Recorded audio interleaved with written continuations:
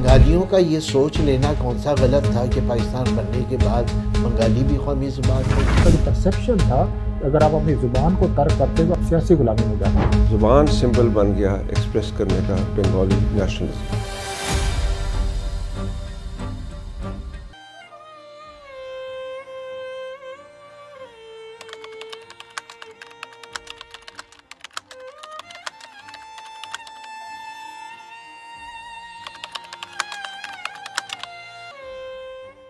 पाकिस्तान बनने से पहले ही एक अलीगढ़ यूनिवर्सिटी के वाइस चांसलर ने जब ये कहा कि पाकिस्तान बनने के बाद जो कौमी ज़ुबान उर्दू होगी, तो एक डॉक्टर शहीदुल्लाह थे बंगाली, तो उन्होंने कहा कि अगर हमने हिंदी या उर्दू को कौमी ज़ुबान के तौर पर इख्तियार किया तो ये हमारी सियासी गुलामी होगी।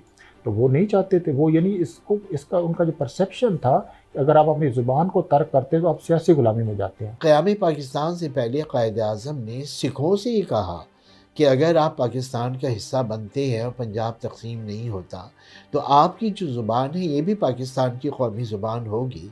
तो बंगालियों का ये सोच लेना कौन सा गलत था कि पाकिस्तान बनने के बाद बंगाली भी कौमी ज़ुबान होगी। इंसान को देखिए बेइज्जती बहुत बुरी लगती है।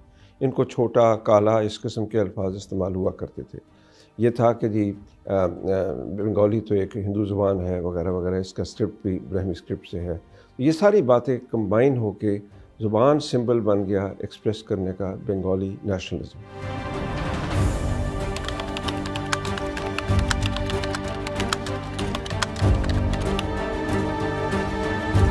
जिन्ना साहब के जाने से पहले ये बहस चल रही थी कि उर्दू और बंगाली जो थे वो अपना रिकॉर्ड, अपना जो एहतजाज था वो रजिस्टर करवा रहे थे और वो कह रहे थे कि हम उर्दू को नहीं मानेंगे, हम बंगाली को ही रखेंगे। अब जिन्ना साहब ने एक तरह से फैसलाकुन बात कह दी, जो पहले निचली सतह पे गुफ्तगू चल रही थी, उन्होंने कहा कि उर्दू के हक में वोट दे दिया। मैंने एक फ़ाइल देखी जिसके अंदर जिन्ना साहब का प्रोग्राम था वहाँ का।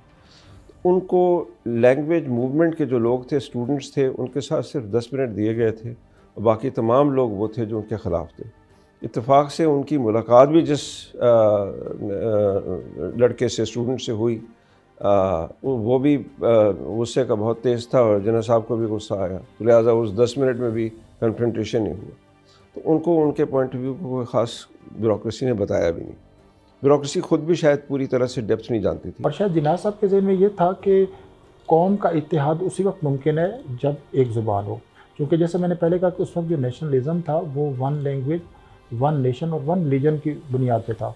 तो उनका ये ख्याल था, और वो हो सकता है पूरी दयानतदारी से ये समझते हूँ कि मशरक़ी पाकिस्तान और मगरबी पाकिस्तान को मुत्तहिद रखने के लिए ज़ुबान का बुनियादी किरदार एक ज़ुबान होगी तो वो मतलब मुत्तहिद रहेंगे। लेकिन वो बंगालियों को ये कबूल नहीं हुआ। लेकिन क्या हो रहा था, मुस्लिम लीगियों ने अपना इजलास ढाका में बुलाया और वहाँ पे उन्होंने इस राय के ऊपर लोगों को, अपनी पार्टी को हमवार करना चाहा कि अरबी को पाकिस्तान की कौमी ज़ुबान बनाया जाए।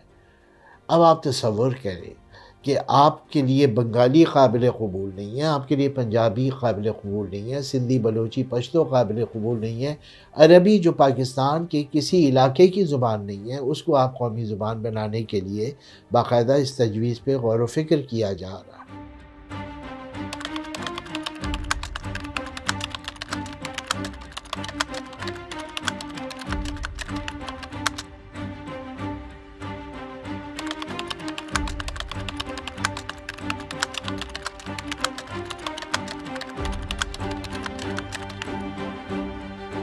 फिर ये 1952 का वाक़या हुआ और वहाँ पे नूरुल अमीन साहब की हुकूमत थी, उन्होंने पुलिस इस्तेमाल कर ली, वहाँ पे नौजवान ढाका यूनिवर्सिटी में मारे गए और वो फिर शहीद मीनार बना। और नतीजा ये हुआ कि वो जो मूवमेंट पहले जो ख़यालात की सतह पर थी, छोटी छोटी करारदादें मंजूर हो गई थी, बाद में बाकायदा एक मूवमेंट की शक्ल में आई और उसमें तालिब इल्मों ने और वहाँ के दानिश्वरों ने वो आगे बढ़ चढ़ कर हिस्सा लिया। और 1954 में जब जगतू फ्रंट की हुकूमत बनी तो उन्होंने भी मान लिया और बाद में पाकिस्तान का आइन बना तो उन्होंने भी मान लिया। इनका ख्याल था मसला हल हो गया।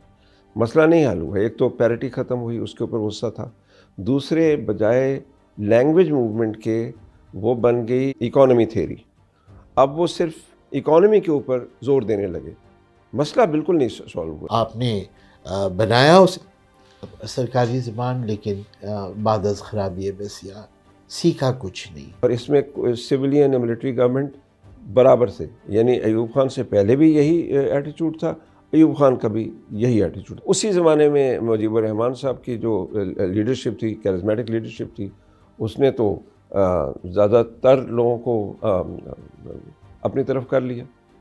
उन्होंने वो जो 6 पॉइंट्स थे वो थे ही ये कि इकोनॉमिक इंडिपेंडेंस हासिल की जाए। अगर इस मसले को शुरू में ही हल कर दिया जाता और ये कबूल कर लिया जाता कि बंगाली ज़ुबान को भी एक कौमी ज़ुबान और एक स्टेट लैंग्वेज के तौर पर किया जाना चाहिए, तो फिर इससे एक राह हमवार होती कि आप उनके जो दूसरे जो सियासी उनके हैं, उनके हकूक़ हैं या सियासी उनके मुतालबात हैं, उनको भी ये सुनने की एक बुनियाद रखी जाती। असल मामला फिर भी नहीं ख़त्म होता, क्योंकि असल मामला तो ये था कि डेवलपमेंट फंड्स बराबर हों वगैरह वगैरह और दूसरी चीज़ें, और लॉकडाउन कोई ना। अब लॉकडाउन करना जो है ये तो एक अंदर से होता है, एटीट्यूड होता है, काला कह देना, छोटा कह देना, ये वाली बातें ये तो अंदर से होता है, हिंदू कह देना उनको, ये सब बातें तो अंदर की होती है। इसको चेंज करना ज़्यादा मुश्किल है। फंड्स भी आप दे सकते हैं, लेकिन एटीट्यूड्स को बदलना बड़ा मुश्किल होता है। हकीकत ये है कि पाकिस्तान में ज़ुबान के मसले को कभी संजीदगी से लिया ही नहीं गया।